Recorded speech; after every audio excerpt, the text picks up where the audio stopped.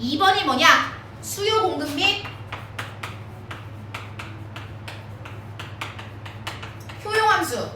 여긴 좀 어려워. 오늘의 하이라이트예요. 자, 수요 공급. 그럼 얘도 수요 함수, 공급 함수 다 따른 거야. 수요 함수가 뭐냐면 수요량. 수요가 영어로 뭐니? 표상우야. 수요. 원하다. 요구하다. 디맨드. 자, 디맨드. 디맨드. 자, 수요하다 라는 건 디맨드인데요. 그래서 수요량이잖아, 수요량. 량은 아까 내가 Q를 기호 썼었죠, Q. 생산량인데 량이야. 물건의 양 퀀티티. 그 뒤에다 D를 쬐끄맣게 쓰면 이게 바로 수요량을 뜻해요. 근데 수요량은요, 실제로 얼마큼 샀냐가 아니야. 사람들이 얼마큼 원하냐예요. 욕구예요, 욕구.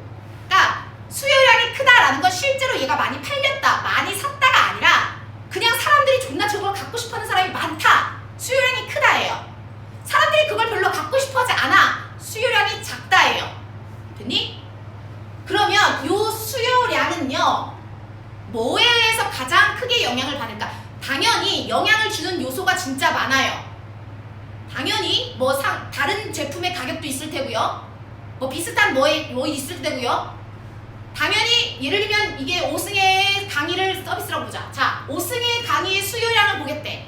그러면 도대체 뭐가 가장 크게 영향을 나의 강의 질도 당연히 영향을 줄 테고, 옆반 선생님의 강의 질도 영향을 줄 테고, 타 학원에 저기도 영향을 엄청나게 많이 영향을 주고, 애들의 수업 시간도 영향을 줄 거고. 근데 우리가 시장에서요, 시장에서 제품으로 한정했으면, 한정은 아니야, 서비스 제품 상관없는데 어쨌든 시장, 일반적인 시장에서 요 사람들이 요걸 갖고 싶어하는 수요량, 요 욕구를 저격하는데 제일 큰 요소가 돈이래요. 돈, 가격.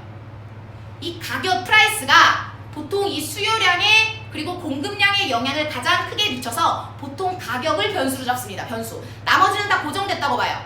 나머지는 다 동일하다 라는 전제하에 이 수요량에 영향을 주는 게 뭐다? P, 가격이다. 이 앞에 기호는 보통 F 잘 안 쓰고요, D를 씁니다. 디맨드. 같은 말이에요, 얘가. 그래서 수요량. 내 수요량인데 이 수요량은 뭐가 가장 크게 영향을 미쳐? P, 가격이 가장 크게 영향을 미친다 라고 했고요. 그러면 요 수요 함수, 수요 곡선, 디맨드 커브라고 불러요. 얘는 그래프를 어떻게 그리는지 보면요, 자, 가격이 올라갔어요. 그럼 그걸 갖고 싶어하는 사람들이 줄어들겠죠. 가격이 줄어들면요, 높아지겠죠. 그래서 대충 그래프 개형이 수요 함수는요, 이런 모양을 띠게 돼 있어요. 근데 주의해주세요. 수학에서는 보통 가격을 변수로 보고 이 X축을 변수로 보고 Y축을 그걸로 봤잖아. 결과값을 봤잖니? 근데 이 그래프 보면 가격이 지금 Y축에 올라가 있고요, 수요량이 X축에 와 있어요. 얘를 변수로 본 거예요. 얘 Y축을 변수로서 X에다가 결과값을 표시한 겁니다. 약간의 취향 차이예요.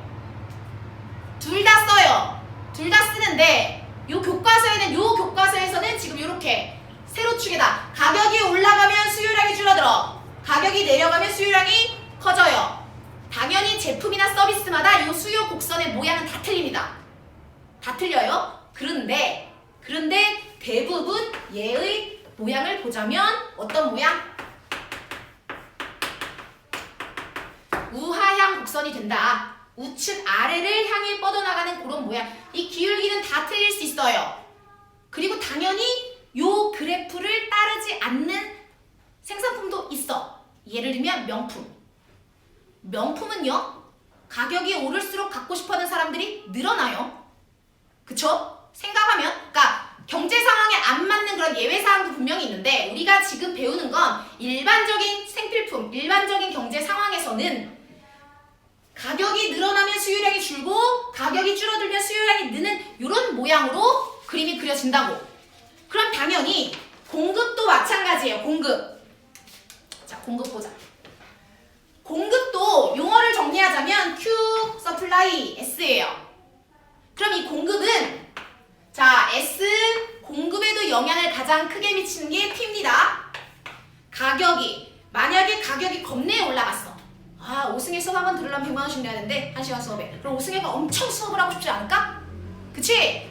야, 초코파이랑 콜라 하나 만들어 파는데 이 콜라가 한 병에 1000만 원씩 해. 미친 듯이 만들어서 팔고 싶겠죠.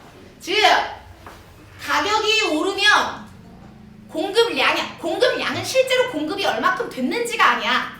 공급을 하고 싶어하는 마음이에요. 공급을 하고 싶어하는 마음. 우상향 곡선입니다. 우상향. 자, 공급 곡선 모양 자체가 이렇게 우상향 곡선을 띠게 된다. 주의해 주실 건 우리가 보통 수학에서는 X축을 변수로서 가격을 X축에 쓰고 결과값을 Y축에 썼는데 경제학에서는 보통 Y축에다 변수를 쓰고 X축에다 결과값을 많이 써. 근데 둘 다 틀린 건 아니야. 둘 다 틀린 건 아니기 때문에 요 교과서는 그냥 여기다 가격이 올라가면 공급량이 늘고 가격이 줄어들면 공급량이 줄더라. 이렇게 생각하시면 될 것 같습니다. 그래서 수요 곡선이랑 공급 곡선이 이런 식으로 그림이 그려진다. 그래서 이 내용만 알면 되고요. 이제 처음 나오는 내용이 얘는 뭐 효용함수라는 거예요. 효용함수. 자, 효용이라는 게 뭐냐면 만족도예요. 만족도. 그러니까 간단하게 생각하면 내가 효용이라는 말을 만족도라고 번역을 해서 생각해. 만족도인데 주관적인 만족도예요. 주관적인 만족도. 니네가 영화 보고 나서 별표 치잖아. 그러니까 뭐라고 해야 되냐? 영화 별점 주잖아. 네 영화 이거 얼마나 만족했어요? 라는 걸 수치화해서 표현하는 거죠. 효용이라는 거는 내가 어떤 제품을 소비했어. 소비를 했을 때 거기서 내가 얻는 만족도예요. 내가 얻는 만족도. 당연히 그러니까 제품마다 사람마다 다 요 효용함수는 달라요. 당연히. 근데 어쨌든 요 효용, 영어로는 utility입니다. utility. 그래서 기호로 U를 써요. 이 기호에는 게 제일 빡쳐. 효용은 뭐의 영향을 가장 많이 받냐? 내 만족도는 어떤 제품 하나를 봤을 때 그 소비량에 의해서 가장 크게 영향을 받습니다. 소비량.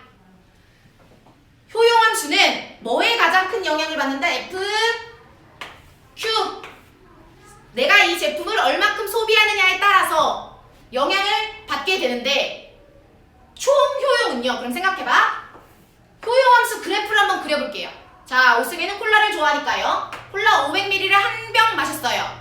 한 병 마셨을 때 내 만족도가 지금 목이 엄청 마른데 한 병 마셨더니 만족도가 10으로 올랐대. 10이 됐어. 근데 여기다가 한 병 더 마셨어.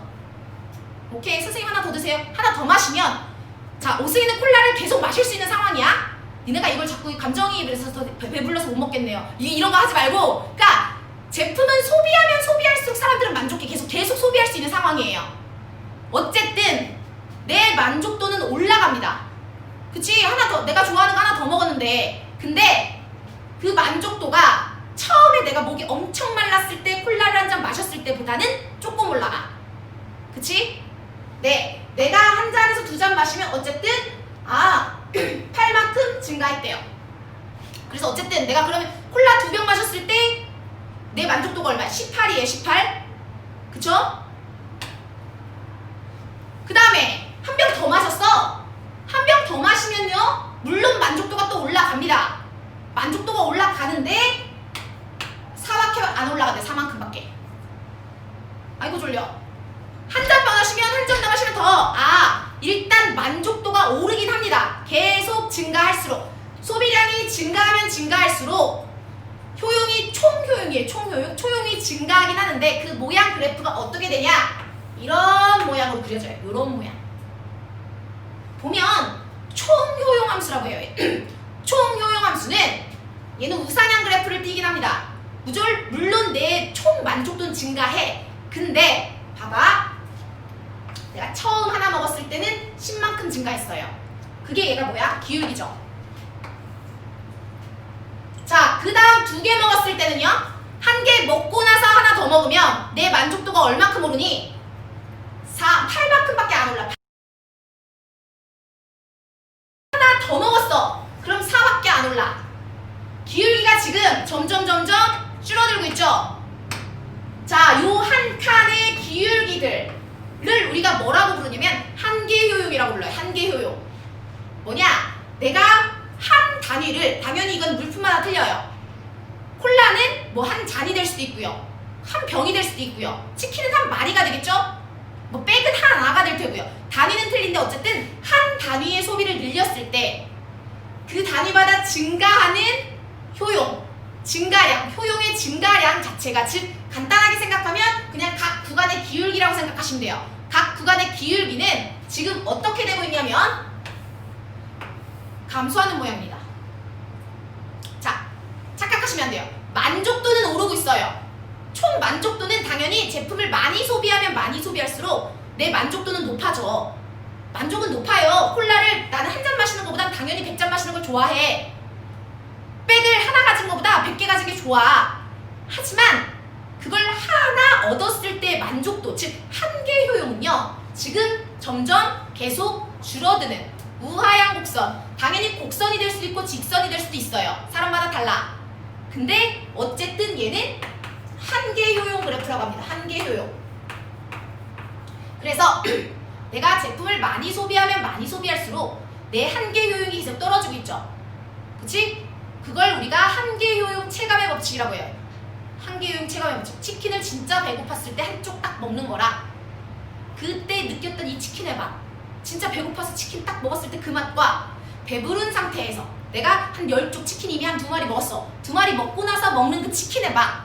그 치킨이 주는 나의 만족도. 이거는 값이 계속 떨어질 수밖에 없다. 이 뜻이죠. 그래서 총 효용은 어쨌든 증가해. 근데 한계 효용은 계속 줄어들고 있죠. 됐니? 그럼 요 의미를 이해했으면 표를 해석할 수 있으면 됩니다. 표 보면 뭐 보냐면 몇 페이지냐면요 92쪽에 예제 6번 한번 보실래요? 아 이거 앞에 거 해야 된다 깜빡했다. 이거 한번 한다고 할게요. 자 예제 6번 보시면요 뭐가 나와 있냐면 이거 표 처음 보는 표일걸? 한 번도 본 적이 없어. 과자 사탕 이거 해석할 줄만 알면 여기 단어 끝나는겨.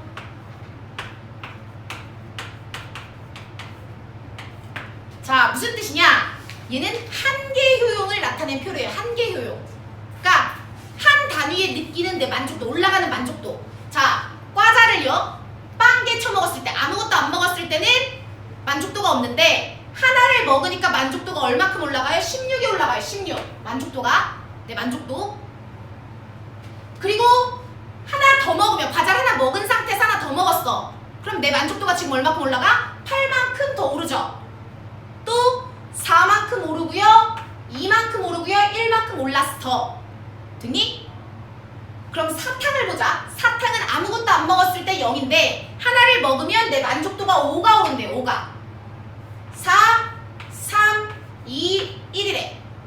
그러면 과자 5개 먹었을 때 내 총 효용은 얼마야? 총 효용. 그러니까 얘는 지금 한계 효용을 나타낸 거고 총 효용은요. 총 효용은 그래서 만족도가 얼만데 이거잖아. 자 하나 먹었을 때 16만큼 올랐어. 하나 더 먹었더니 8만큼 더 올랐어. 하나 더 먹었더니 4만큼 올랐어. 또 올랐어. 또 올랐. 즉 누적이죠. 누적. 총효용이랑 그럼 얘 다 더하면 과자 5개 먹었을 때 내 총효용이 될 겁니다. 얼마? 31이요. 맞나? 맞죠? 과자 5개 먹었을 때 내 총효용은 31이 되고요. 그럼 사탕을 다 먹었을 때 내 효용은 얼마가 되겠어요? 9, 15가 되겠네요. 15. 됐습니까? 그래서 사탕과 과자의 소비량에 대한 총효용은 31이고 15야. 근데 당연히 그럼 내 만족도를 최상으로 하기 위해서는 어떻게 하면 될까? 사탕도 과자도 5개씩 쳐먹으면 돼요. 하지만 우리가 생활이라는 게 만수르면 그런 걱정을 할 필요가 없죠. 만수르는 걱정할 필요가 없어요. 다만 재화는 한정되어 있고요.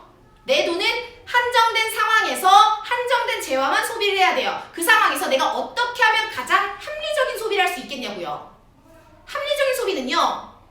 내 주관적인 총 만족도, 즉 총 효용이 가장 높은 쪽에 선택을 하면 그러면 뭐가 된다고요? 그러면 가장 합리적인 소비를 했다고 말을 한다고요. 총 효용이 가장 높은 쪽. 그럼 골라볼게. 선생님 그냥 간단하게 생각하면 과자 5개 이게 아니잖아. 나 500원 갖고 있어요. 500원. 지금 몇 시니? 정각 때문에 알려줘. 오케이. 이거 풀면 되겠다. 자, 봐 민준아. 보면 나 지금 500원 갖고 있고요. 과자 하나에 100원, 사탕 하나에 100원이에요. 그랬을 때 내가 과자랑 사탕을 몇 개씩 사 먹어야 가장 합리적인 소비를 했다라고 말을 하냐고요. 합리적인 소비를 했다. 어떻게 먹어야 가장 내 만족도가 높을까를 생각하면 되는데 제일 쉽게 생각하는 게 자, 일단 100원 있다 쳐. 100원으로 뭐 사 먹을지 결정하면 돼. 상우야, 너 100원 있어. 나 아무것도 안 먹었어. 뭐 먹을래? 과자 사 먹을래? 사탕 먹을래? 그쵸? 바보가 아닌 이상이야. 내가 지금 100원을 처음 사 먹는데 과자를 먹으면 16만큼의 만족도를 얻을 수 있고 사탕을 먹으면 5만큼의 만족도를 얻을 수 있는데 과자 사 먹어야죠. 과자 하나 사 먹었어.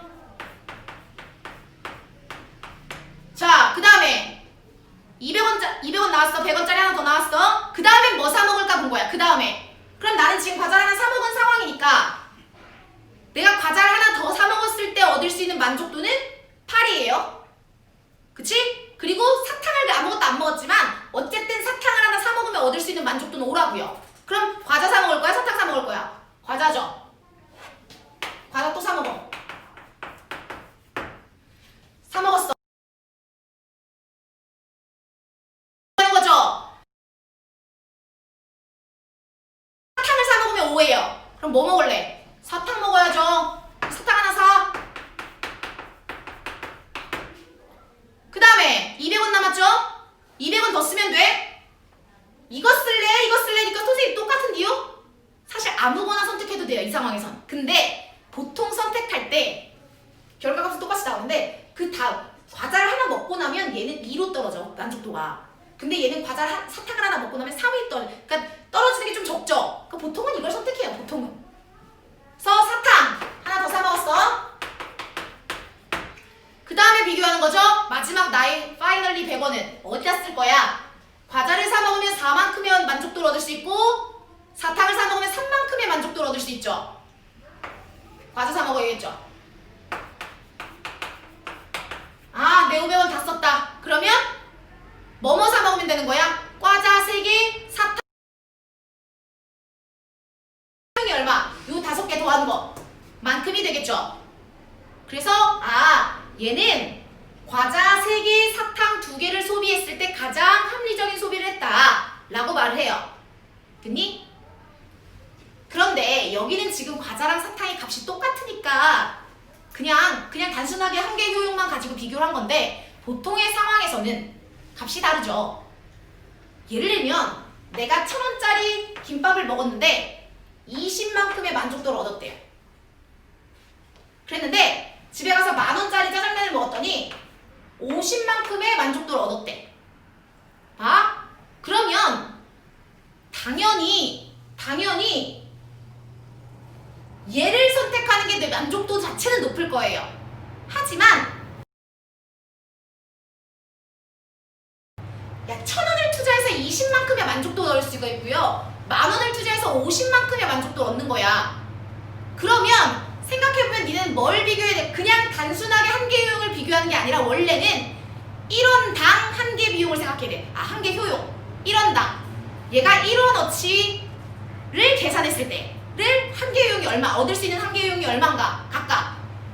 김밥은요, 1,000원어치 먹었을 때 20을 얻기 때문에 1000분의 20이에요. 한 개 효용이. 근데 얘는요, 10,000원어치 먹어야지 50의 효용을 얻어. 그럼 당연히 김밥을 선택해야죠. 됐니? 그래서 합리적인 소비, 즉 이꼴 가성비예요. 가성비. 니네가 그냥 보통 알고 있는 가성비. 그래서 돈에 그냥 얘는 지금 100원 100원 두 개가 똑같으니까 한데 원래대로라면 100원당 아니 1원당의 한 개 효용이 가장 비싼 큰 쪽, 한 개 효용이 큰 쪽을 선택하다 보면 그러면 개수가 어디에서 균형이 이루어지냐? 보통 균형이 어디에서 이루어지냐면 1원당 한 개 효용이 같은 지점, 1원당 한 개 효용이 똑같은 지점에서 균형이 잡혀요. 얘는 1원당 한 개 효용 얼마야? 100원 중에 16이니까 100분의 16이에요. 얘는 1원당 한 개 효용이 얼마냐? 100분의 5예요. 얘는 100분의 8이고요. 얘는 100분의 4예요. 얘는 100분의 4고요. 얘는 100분의 3이요. 얘는 100분의 2고요. 얘는 100분의 2고요. 100분의 1, 100분의 1 이렇게 됐지? 자, 봐. 어디서 균형을 이루면 내가 몇 개 사면 참 좋겠냐고. 한 개 요용. 1원당의 한 개 요용이 똑같을 때 보면 1원당 한 개 요용이 104, 104. 100분의 4 똑같죠? 얘. 선생님 얘랑 얘는 똑같은데 좀 돈이 없잖아. 돈이 없잖아요. 가진 돈 안에서 내가 한 개 요용이 똑같은 1원당의 한 개 요용이 똑같은 지점에서 보통 합리적인 소비의 균형점이 잡힌다 라는 걸 아시면 되겠습니다. 요 내용이 그 내용이에요. 됐니? 잠깐 쉬셨다가 앞에 살짝 어렵진 않거든? 살짝 보고 예제 5번만 한 번 해보고 바로 기대요용 넘어갈 거예요. 기대요용 어렵습니다. 여기는 89쪽 보시면 쉬워요. 민준아 일어나보자. 얘 쉬워. 봐봐. 어느 농산품의 수요함수가 어떻게 돼? 수요함수예요. 수요함수 DP 가격에 의해서 영향을 받는데 뭐냐 이게? P분의 48 마이너스 3이래요. 간단하게 생각하면 가격이 1원일 때 사람들이 이 농산품을 갖고 싶어하는 마음이 얼마큼이란 소리야? 45만큼 있단 소리예요. 1일 때. 2일 때는요. 이 농산품의 가격이 2가 됐어. 그럼 얼마란 소리야? 24 빼기 3, 21이란 소리예요. 그치? 아, 요렇게 줄어든다는 소리야. 계속 가격이 높아지면. 그러면 가격이 딱 얼마가 되면 이 고구마를 사고 싶어하는 인간이 없어질까? 가격이 얼마가 되면? 16이 되면 16분의 48은 3이잖아요. 3 빼기 3 하면 0이죠. 수요량이 0이라는 건 실제로 구매를 0을 한다는 소리가 아니라 가지고 싶어하는 사람들이 0이란 소리야. 가지고 싶어하는 사람들이 그 마음이 없다는 소리야. 즉, 아 가격이 16보다 커지면 없겠죠. 됐니? 그러고 나면 자 가격이 16보다 커지면 그럼 수요량이 음수가 될까요? 음수는 없어요. 사람이 이 콜라를 먹고 싶어하는 마음이 음수야. 뭐야 그건? 갖고 싶어하는 마음이 음수라는 건 뭐 버리고 싶어하는 마음이야? 아니죠. 무조건 0밖에 없습니다. 수요량은 최저 0이에요. 0. 그래서 얘를요 가격이 얼마 이상으로 상승하면 수요가 없어져? 16 이상이 되면 없어지고요. 그러면 정의역이 뭐가 되는 거냐면 X에다 집어넣을 수, P에다 집어넣을 수 있는 게 0부터 16까지만 집어넣을 수 있겠죠. 됐니? 근데 얘가 뭘 만들고 싶대? 정의역을 0부터 무한대까지 만들고 싶대잖아. 정의역이 0부터 무한대까지가 되려면 함수를 새로 정의해주면 되는 건데 얘야 보세요. 얘 유리함수죠? 얘 유리함수야. 그러면 만약에 그림 그리면 어떻게 그려주니? 점근선이 P는 0 Y는 마삼 이렇게 되고 요 위에 얹어져 있는 숫자가 양수니까 이런 모양 될 거 아니에요. 이렇게 어차피 가격은 0원 이상일 때만 볼 거니까 여기만 볼 겁니다. 즉 여기가 16이란 뜻인데 자 16보다 커졌을 때 수요량이 0보다 작으면 안 돼. 수요량은 무조건 0이 마지노선이에요. 0. 그래서 여기 이유는 그릴 수가 없죠. 그래서 그냥 여기서부터 여기까지 즉 그림을 나누면 되지. DP를 자 P값이 0에서 16까지는 얼마로 하면 돼? 그냥 P분의 48 빼기 3이요 라고 하면 되고요. P가 16보다 클 때는 어떻게 하면 돼? 여기 등호는 아무데나 넣어줘도 돼요. P가 16보다 클 때는 그냥 0이다. 콜라가 100만원인지 콜라가 1000만원이든지 이 콜라 사 먹고 싶어하는 사람은 어차피 없다. 가격이 아무리 올라가도 그냥 0이다 이 뜻인 거죠. 그래서 DP는 이렇게 쓰시면 되는 거예요. 그냥 P값이 0에서 16 사이면 요 그래프인데 P값이 16보다 커져버리면 그냥 뭐다? 수요량은 그냥 0이다.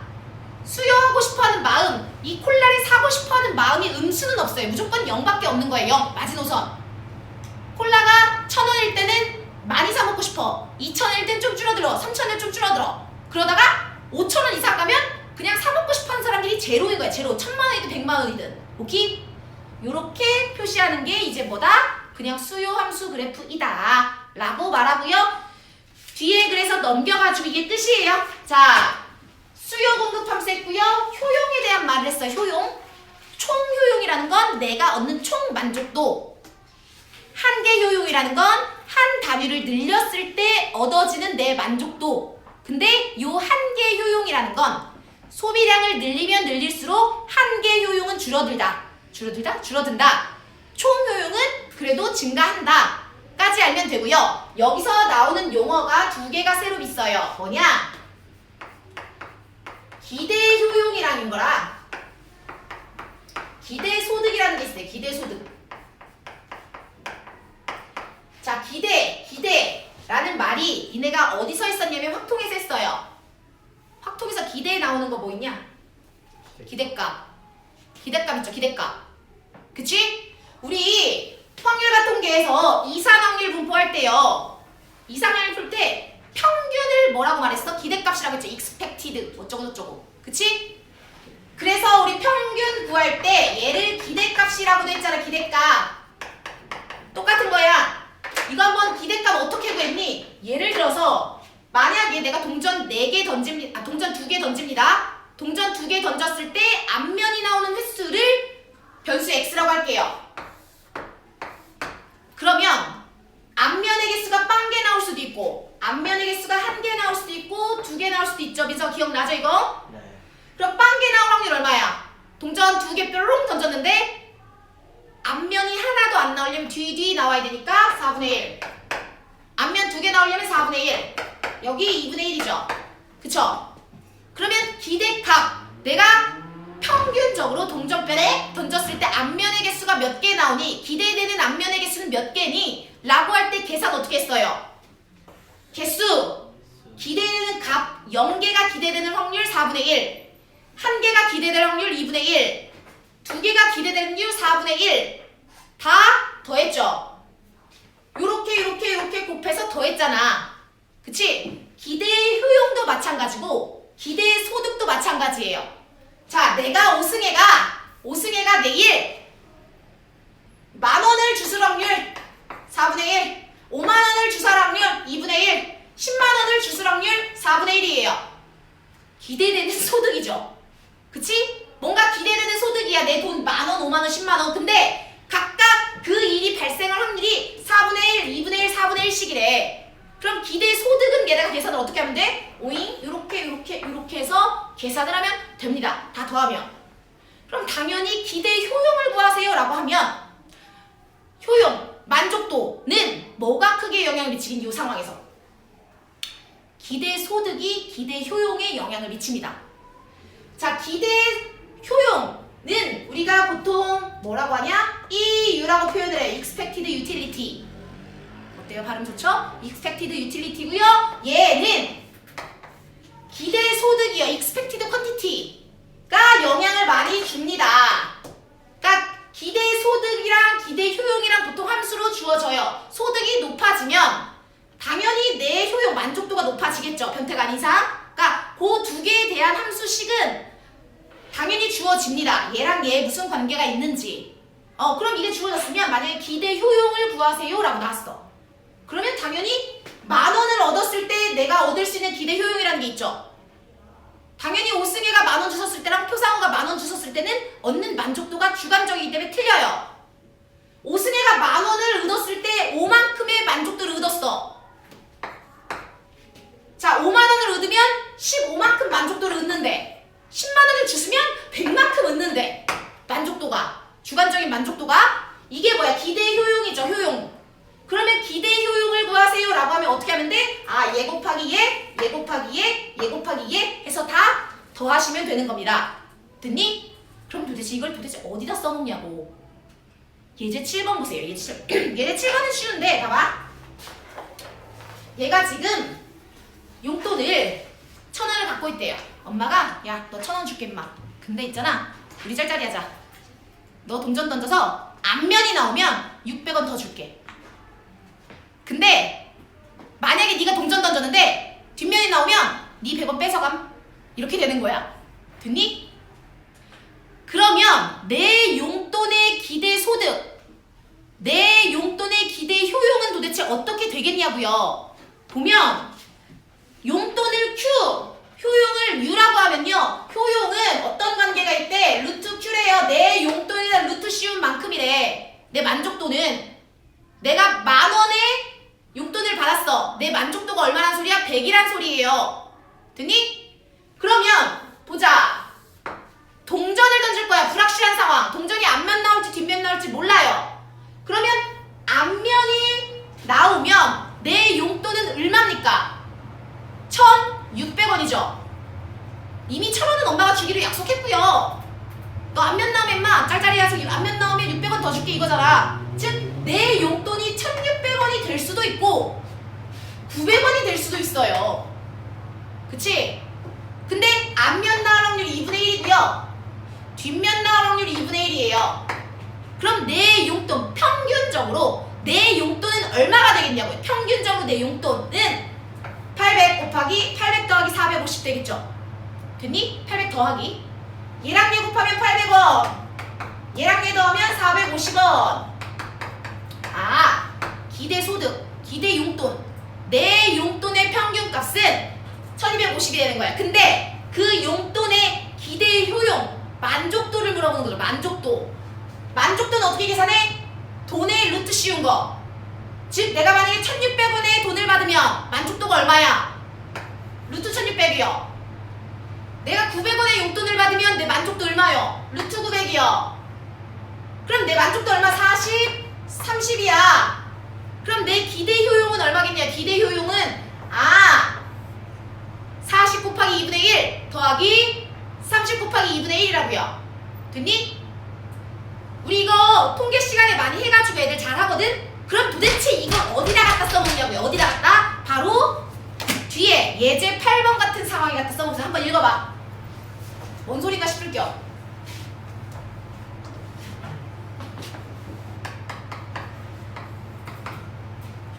자, 어떤 운전자의 사고 확률은 0.4래요. 근데 지금 내가 차를 갖고 있는데 이 차가 값이 계산기 들고 올 거 깜빡했네. 1,024만 원이래요. 맞죠?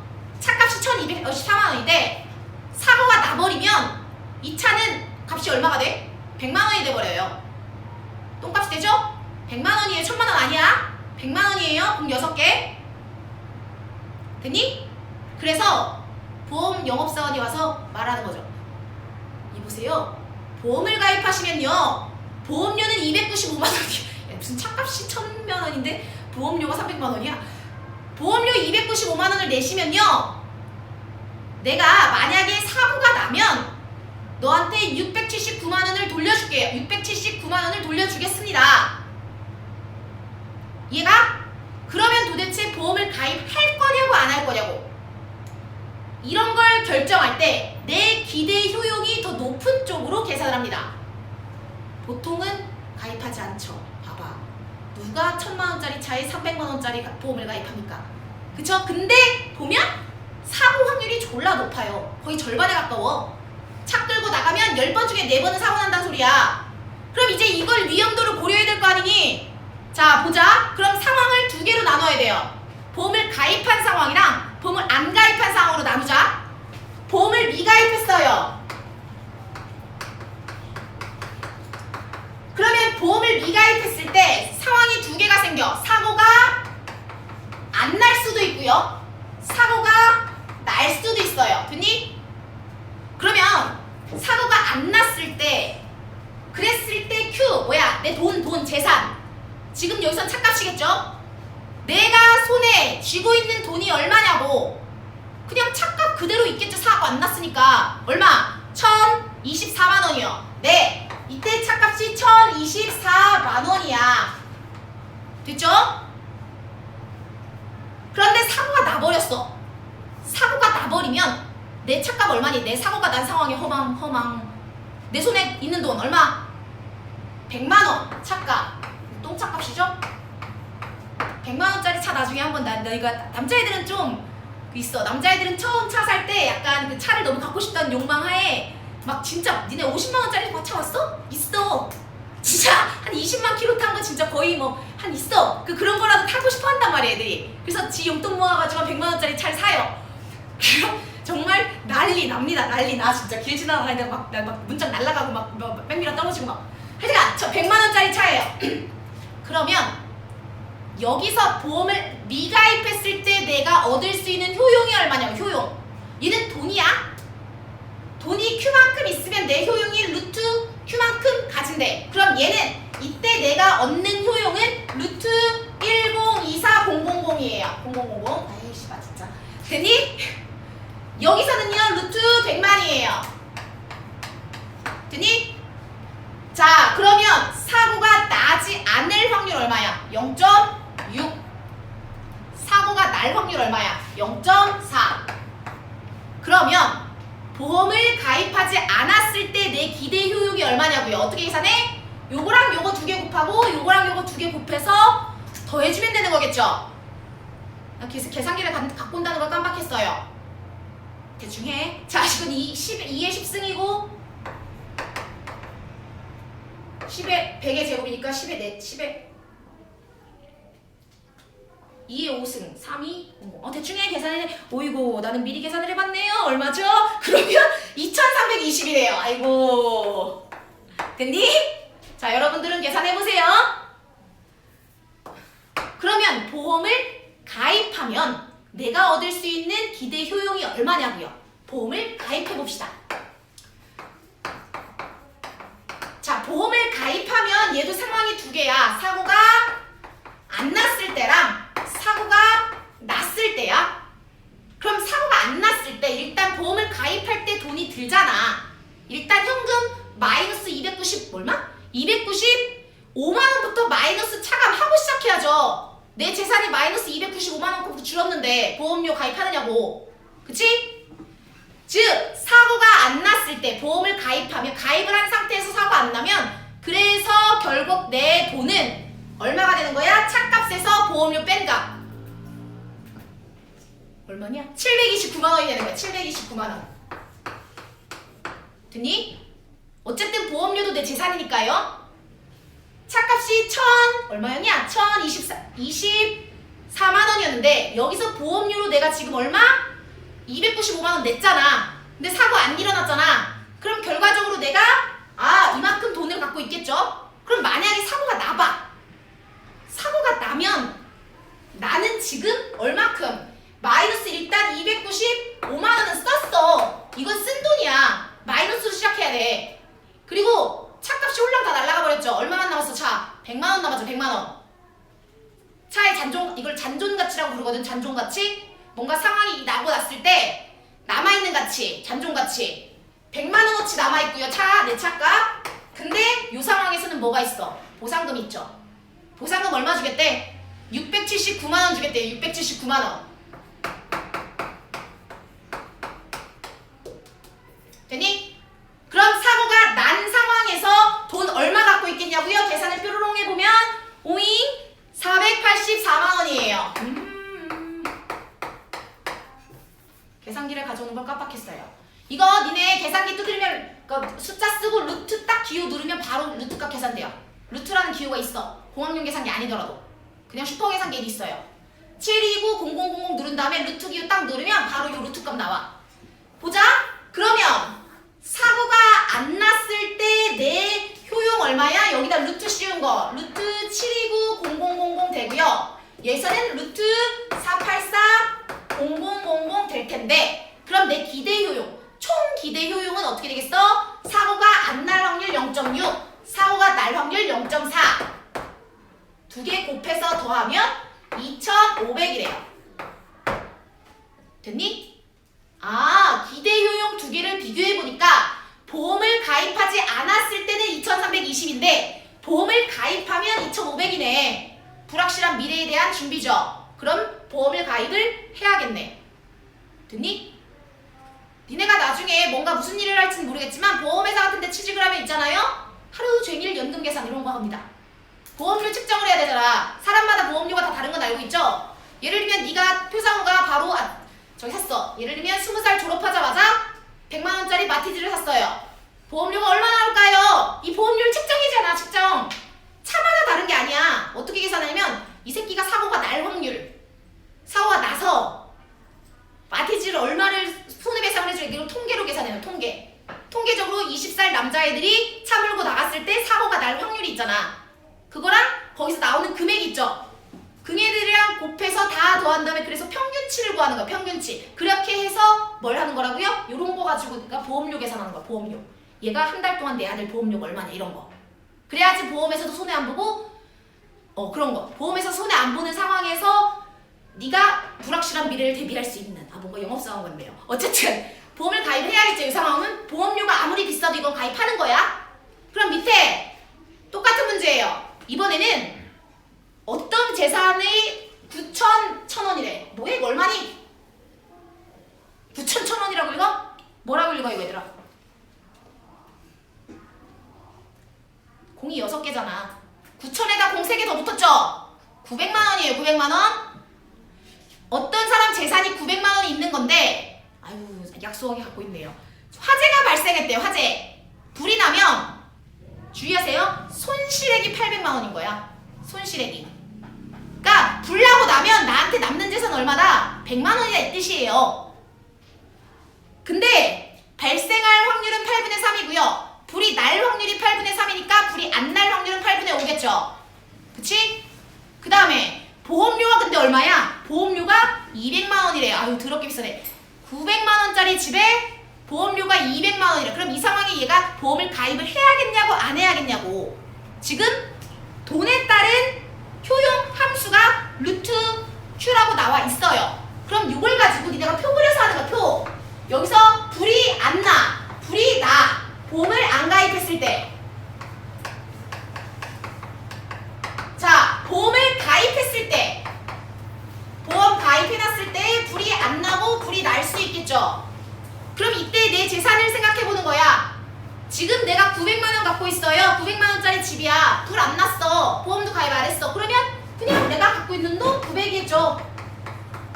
그치? 근데 불이 홀라당 나서 다 타버렸네. 800만 원이 아닙니다. 손실액이 800만 원인 거예요. 그럼 얼마? 100만 원이겠죠. 나한테 남은 돈. 그러면 내가 900만 원 갖고 있을 때 나의 효용 계산하자. 효용. 내 만족도. 내가 900만 원을 손에 쥐고 있을 때 나 만족도는 얼마야? 루트 900만이 되겠죠? 이때는 루트 100만 될 거예요. 그런데 불이 안 날 확률이 얼마야 지금? 불이 날 확률이 8분의 3이니까 불이 안 날 확률은 8분의 5. 불이 날 확률은 8분의 3. 요거는 쉽게 계산합니다. 보험 미가입. 자 그러면 보험을 가입했을 때 보자. 보험료 얼마? 200만 원. 그럼 내 재산상에 200만 원 손실이 난 거야. 보험료라는 건 없어지는 돈이니까. 그럼 200만 원 버렸어. 근데 불 안 났으니까 내 집값 그대로 있겠죠. 900만 원. 그럼 보험을 가입한 상황에서 불이 안 나면 내 재산 얼마야? 700만 원이죠. 그치? 근데 보험을 가입을 했는데 불이 홀라당 나버렸네? 그럼 보험료가 일단 200만 원 차감이고요. 200만 원 돈 썼고 집값 남은 게 얼마야? 100만 원 남았죠? 잔존가치 100만 원? 거기에다가 보상금 얼마 준대? 500만 원 준대요. 보상금 500. 됐니? 그럼 불이 났어. 보험을 가입한 상황에서 불이 나면 내 재산 얼마냐고요? 600만 원에다가 200만 원 빼니까 400만 원 되겠네요. 400만 원. 됐니? 그치? 400만 원이야 여기는. 계산 쌈박하니 좋다. 아까 그건 너무 더러웠어요. 차값은. 자 그러면 얘의 효용은 루트 700만, 얘는 루트 400만. 그러면 얘가 불이 안 날 확률 8분의 5, 불이 날 확률 8분의 3 곱해서 더해주면 보험을 가입한 상황에서의 내 기대 효용이 되겠죠. 됐니? 그럼 두 개의 값을 비교하는 거야. 두 개의 값을 비교했을 때 더 큰 쪽을 골라주면 그게 합리적인 선택이 되는 거죠. 됐니? 됐습니까? 여기까지 하면 어려운 내용은 다 끝난 거예요. 요거 계산할 수 있어야 됩니다. 요거 어떤 상황에서 애들이 이걸 기대값 계산하는 거기 때문에 어려워하진 않아요. 근데 표를 그려주면 쉬워하는데 이과 애들은 표를 안 그려주면 이걸 표를 그리는 걸 어려워해. 도대체 어느 칸에 뭘 집어넣어야 되지 하는 거. 정리를 잘 하세요. 보험 가입하면 이 보험료는 날아가는 돈인 거야. 사라지는 돈. 그리고 남는 잔존 가치가 분명히 있다는 거 기억하세요? 그래서 우리가 두 번째 효용함수까지 끝낸 거고요. 세 번째 보시면요. 세 번째는 더 쉬워. 세 번째는 함수의 연산과 종류입니다.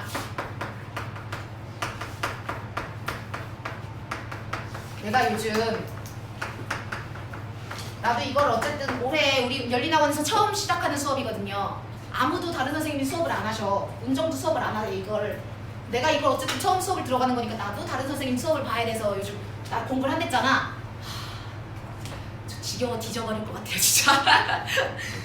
자, 얘는 이미 니네가 다 알고 있는 거라서 그냥 설명만 하고 넘어갈게요. 니네 함수끼리 더하고 싶을 때 어떻게 해? 그냥 더하죠. 니네 fx가 x제곱 더하기 2야. gx가 각각의 함수가 있어요. 2x 빼기 1이야. 너 이거 더하고 싶어. 그냥 뭐 어떻게 해? 그냥 더하죠. 얘를 어떻게 쓸 수 있냐면 f 더하기 g 괄호 닫고 x 이렇게 쓸 수 있어요. 그냥 더하면 됩니다. 함수끼리. 그쵸? 다만 그냥 더할 때는 여기 x랑 여기 x가 서로 연관주면 안 돼요. 독립이어야 돼요. 서로. 예를 들면 얘가 x값이 올라갔을 때 얘는 x에 영향을 받아. 예를 들면 어떤 상황? 돈이 x가 한정되어 있다던가. 그죠? 요런 상황이면 그냥 합치면 안 되죠. 근데 얘네 두 개가 서로 연관 없으면 그냥 합쳐줘도 돼요. 요게 뭐냐면 예를 들어서 이거야. 사과의 수요함수. 위에 생각열기 보시면 사과의 수요함수가 지금 뭐냐면 dp인데 얘가 p에 대한 식으로 나왔죠. 18-2p래. 사과가 이거 배가 d2p인데 얼마래? 6-p래요. 뭐요 그러면? 사과와 배의 합친 수요함수를 구해달래. 더하면 되는 거죠. 됐니? 그냥 왜? 내가 사과를 사 먹는다고 배를 안 사 먹을 건 아니니까. 내가 돈이 500원 있을 때 가격이 사과값이 오면 난 사과를 이만큼 살고 싶어 해. 배값이 오면 배를 이만큼 사고 싶어 하는 거야. 실제로 사는 게 아니기 때문에. 그래서 그냥 더해주면 됩니다. 여기 뒤에 내용을 쭉 그냥 그 내용이에요. 함수끼리 더할 때, 함수끼리 뺄 때, 함수끼리 곱할 때, 함수끼리 나눌 때 어떻게 하면 돼? 그냥 하면 되죠. 근데 나누기만 조심해주면 돼요. 나누기만. 나누기는 분모가 0이 되는 지점은 빼줘야죠. 유리함수에서 분모가 0이 되는 건 우리가 정의하지 않습니다. 그래서 나누기만 분모가 0이 될 때 조심해주면 된다. 요 말을 3장에 걸쳐서 장황하게 하고 있는 겁니다. 요 장이 쭉 대충 보면 돼. 너무 쉬워. 여기 문제 4개 풀어보면 되고요. 그 다음에 나오는 게 이제 합성함수랑 1대1 함수인데 이것도 여러분들이 너무 잘 알아서 그냥 합성함수가 뭐야? fx랑 gx가 있어. 나 이거 합성하고 싶어. 기호 뭐 쓰지? f of gx 이거 갖다 쓰죠. 얘 의미가 뭐야? gx를 통째로 갖다가 fx에 x자리 갖다 집어넣는 거. 이게 합성함수였잖아. 됐니? 이거 합성함수 구하는 거야. 이것도 장황하게 설명하고 있는 합성함수고요. 역함수는 어떻게 했니? 역함수는 어떻게 구했어? 역함수는 y랑 x 자리 바꿔서 구했죠. 주의할 점, 역함수에서 주의할 점은 원래 함수의 정의역이었던 놈이 역함수의 치역이 되는 거고 원래 함수의 치역이었던 놈이 역함수의 정의역이 된다. 이것만 주의해 주시면 역함수도 별거 없어요. 그래서 함수의 종류를 지금 이렇게 잘라 설명해 놓은 거고요. 이걸 왜 굳이 이렇게 장황하게 설명해 놨냐? 니네가 식을 좀 세워줄래? 라는 건데 예제 10번 보세요. 예제 10번. 이것도 되게 쉬워. 봐봐. 야, 한 기업의 프린터 생산 비용이 생산량 X에 따라서 총 비용이 얼마래? fx가 15x 더하기 100이래요. 이만큼 든대. 컴퓨터를 프린터를 한 대 생산하면 돈이 115 드는 거고요. 2대 생산하면 130 되는 거고요. 3대 생산하면 145 되는 거고요. 이 소리죠? 그치? 근데 이 식 세울 수 있냐? 이 문제야. 예제 10번, 예제 10번.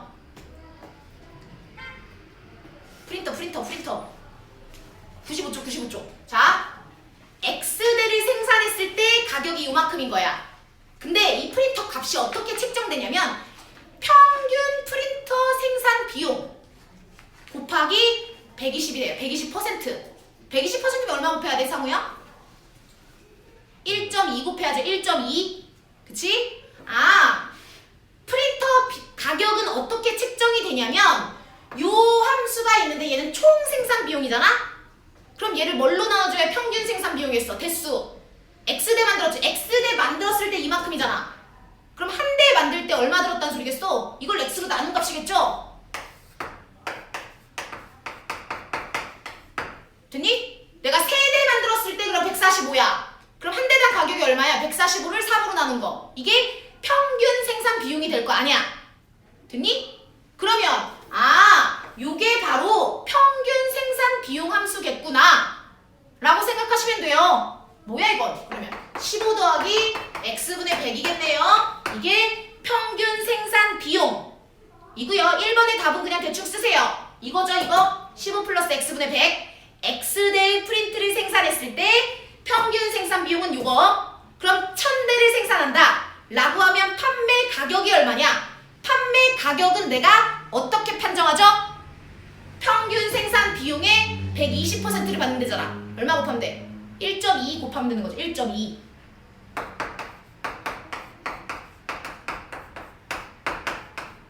얘가 바로 평균 생산 비용 함수가 되겠네요. 평균. 판매 가격. X대를 생산했을 때 판매 가격 함수인 거야, 얘가. 그럼 1000만 대입하면 답이죠, 여기다가? 끝이야, 이게 얘들아. 10분, 5분의 6이죠? 끝입니다, 끝. 1도 어렵지 않습니다. 그냥 읽어보시고 여러분들이 쭉 한번 식을 정리해보시면 되는 거야. 그래서 쭉 넘어가시면 문제 6번도 니네가 헷갈리지만 않으면 돼요. 헷갈리지만 않으면 되는데 보면 PX는 식은 몰라. 안 주어져 있어. 식 모르는데 X년도에 건강관리로 소비한 돈의 비율이래요. 비율. 그러니까 PX가 의미하는 게 비율이야. 비율.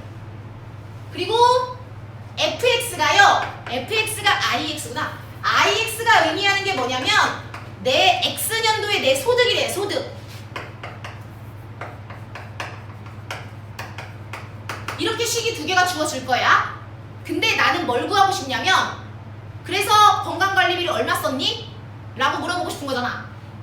그래, 건강관리비는 어떻게 구해요? 전체 번 돈 중에서 내가 쓴 돈 하면 그게 뭐가 되는 거야? 비율이 되는 거잖아. 비율. 그럼 생각해봐. 전체 내가 100만 원 벌었어. 100만 원 중에 80%를 내가 건강관리비에 썼다 쳐봐.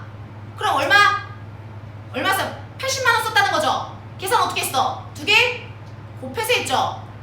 비율이라고 했으니까 분명히 분수로 나올 거예요. 분수 뭐 10분의 4, 10분의 3 이런 식으로. 그럼 내가 구하고 싶은 건강관리비 X는 어떻게 구하면 될 거야? 내 소득 X년도에 벌었던 내 소득 곱하기 비율 PX. 이렇게만 쓰면 답입니다. 끝이에요. 별거 없죠? 그러니까 니네가 문제를 읽고 요 상황에 네가 식을 어떻게 세울 수 있겠니? 요걸 물어보는 문제야. 그러니까 계산이 절대로 어렵게 나오진 않습니다. 근데 식을 나누기 쓸 거냐 곱하기 쓸 거냐 요 정도만 구별할 수 있으면 돼. 됐니? 그래서 넘겨보시면 이제 합성함수가 나오는데 합성함수 얘기가 사다리 타기로 나와요. 사다리 타기.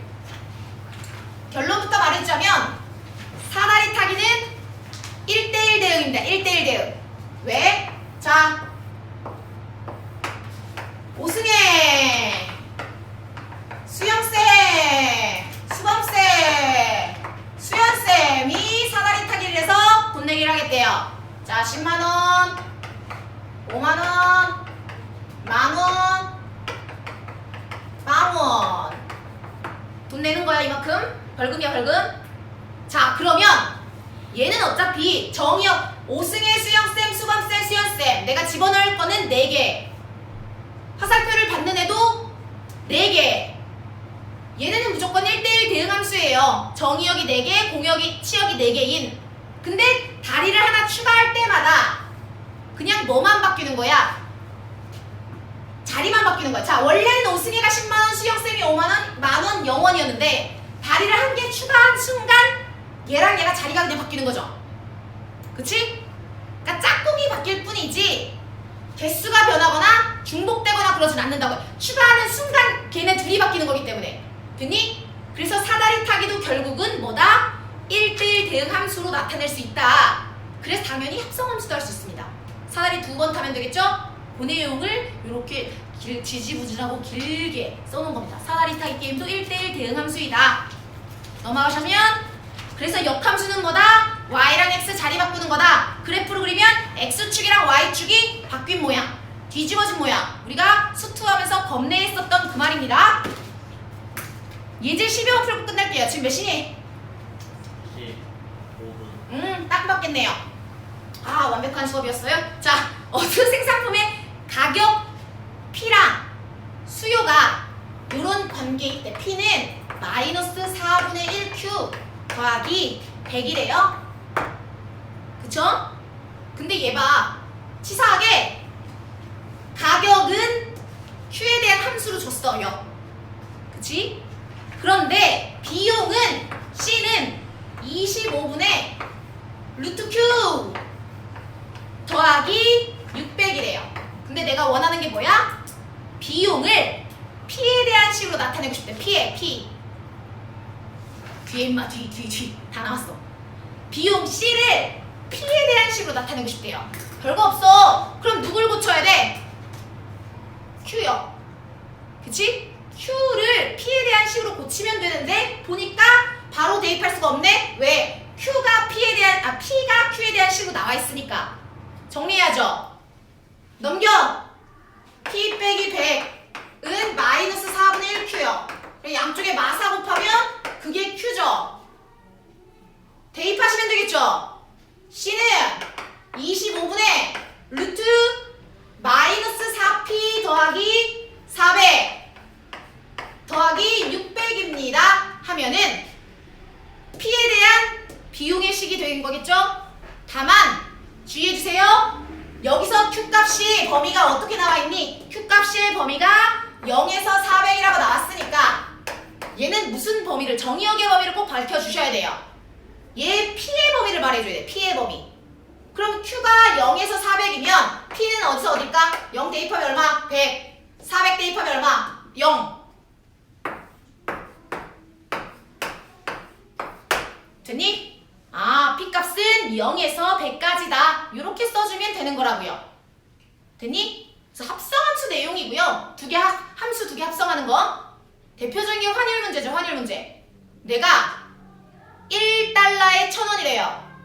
그러면 그리고 1,000원당 엔화로 바꿔야 1달러에 1달러 1,250원이래.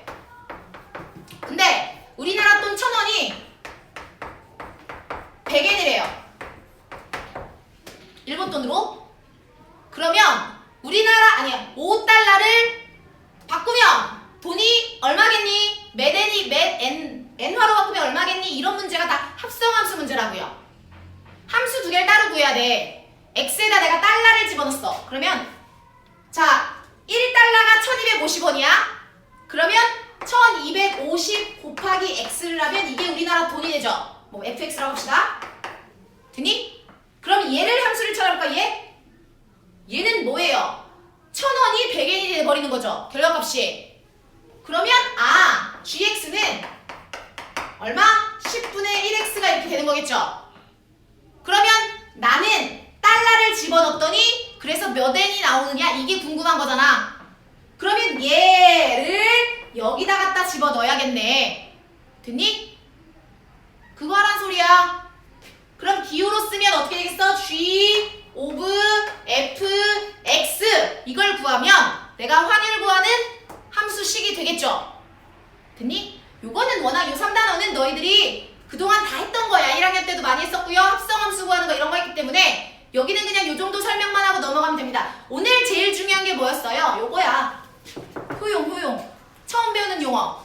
한계 효용 체감의 법칙. 총 효용은 증가하지만 한계 효용은 줄어든다. 기대 효용 구하는 거. 그래서 기대 효용이 높은 쪽을 고르는 게 합리적인 선택이다. 요거 정도만 이 단원에서 아시면 됩니다. 나머지는 다 용어 정리예요. 되니? 고생했습니다. 다음 주에는 3단원 마무리할게요.